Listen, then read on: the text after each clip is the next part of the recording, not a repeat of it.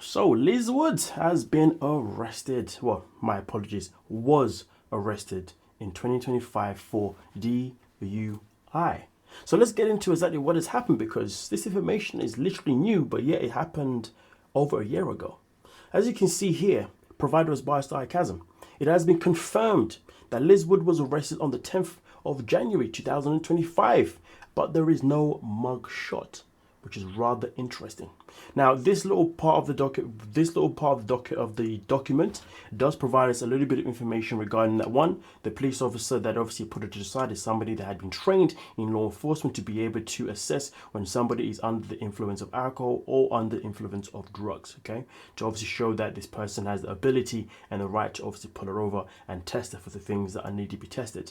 And then also it does say that these events happen around about 115 hours, which I believe is 1 a.m. or 1:15 a.m. in the morning, okay? And the events happened in Washington. Now, here's the thing. Police reports were received about a vehicle driving the wrong way.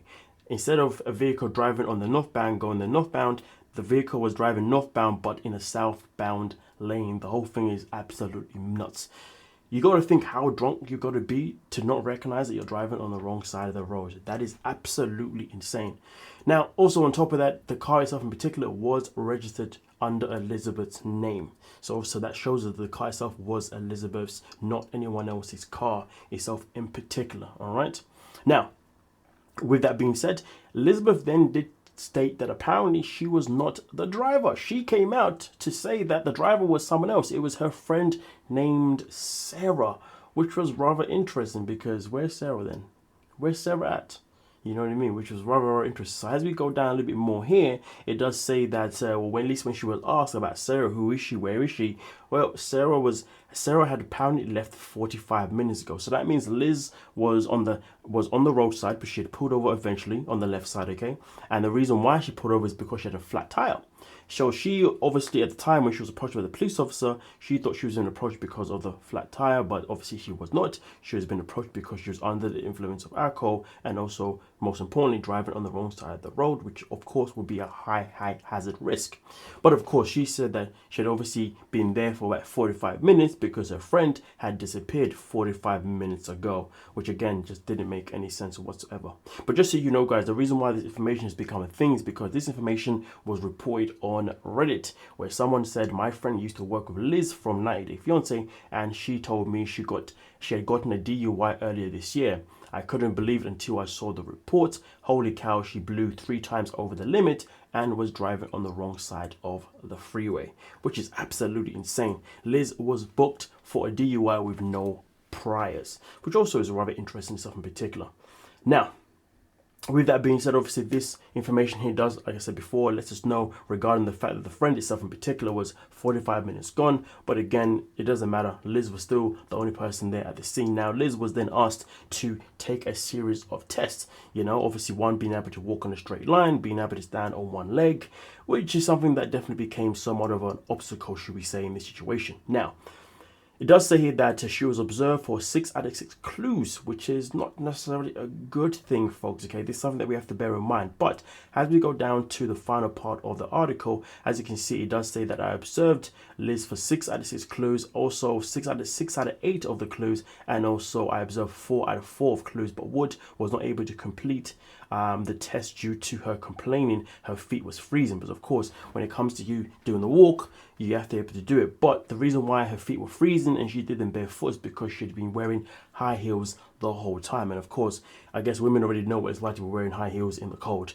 And I can imagine how hard it would be to be able to stand on one leg or one foot, and how hard it could be to maybe even walk on a straight line. But again, it also depends on the temperature of the time, you know what I mean? But I'm assuming obviously it was winter time, and of course she had already been outside in the car for 45 minutes anyway, waiting around. So there is also that part. Now, I will say this though, obviously, let me go back to this part where it does explain that the first one was a HGN, which annoyingly doesn't actually get explained to what it actually is, but obviously that is what she got observed for 6 out of 6 clues. Then the next one was a WAT, where she was asked, I asked her if she would be willing to try and walk and turn. She stated that her feet were freezing and she would try. I attempted to clear her feet path by kicking large pebbles out of the way. I asked Liz if she wanted to skip the walk and turn. She stated that she did not because she did not want to be detained. I asked her that. So I told her that all the tests were voluntary. Liz opted to try and walk and turn. Liz continued to complain about being cold. I explained the instructions. I observed 6 out of 8 clues, and Liz lost her balance in the starting position, attempted to start the test early, used her arms for balance, missed heel to toe, skipped over the line, and completed 12 steps in the first instructed 9. And then also it continues here by talking about the OLS. Liz continued to complain about being cold. She asked if she could put her socks on, and I asked her if she had some. Liz stated that she did not think she did. Liz asked if I wanted to feel her feet so I could see how cold they were. I did not, which of course was the right thing to do. I explained the instructions.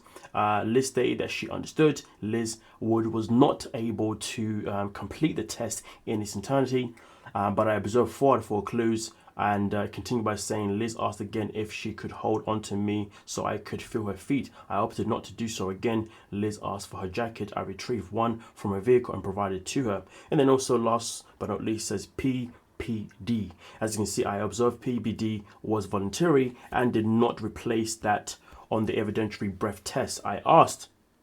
So I confirmed with Liz that she had not had to do anything to drink within the last 15 minutes. Liz provided a PPD sample of 0.23 at 139 hours, which would be 1 a.m. Well, 1:39 a.m. Yes, there we go. I asked her who she had said her friend was. She stated Eric. I told her that she hadn't told me that Eric was driving before. She said he wasn't, which again is just a whole complete calamity. But either way though, to summarize everything that then obviously did happen, it does say here at the bottom that based off my training and experience, I determined that Liz Wood was under the influence. I placed Liz under arrest for DUI. I don't know what this says here because it has been chopped off, but it says something Liz and her Mandela warnings, which she stated she understood. Liz was crying throughout eye contact and was adamant that her friend was driving. I asked her who was driving the vehicle, and her answer changed to Eric, someone she just met and did not know my name. Liz at one point stated that her friends had left 45 minutes prior. I arrived on the scene approximately 3 minutes after the first report. So this person arrived 3 minutes after the first report of the car driving the wrong way, which means there was no time for there to ever be a 45-minute wait, which is also very, very crucial. Okay, I arrived on the scene. Also, my apologies. And then also continues here about that Liz was obviously transferred to said county and was booked for DUI with no priors. And that's pretty much in a nutshell. Well, there you go, folks. I do apologize for the reading and whatnot, but hey, it is what it is. With that being said, though, let me know your thoughts down below in the comment section, and we can mostly talk about it. Hopefully, Liz is gonna have a better 2026 than she did have a better 2025. Let's just say that. Don't forget to like and subscribe.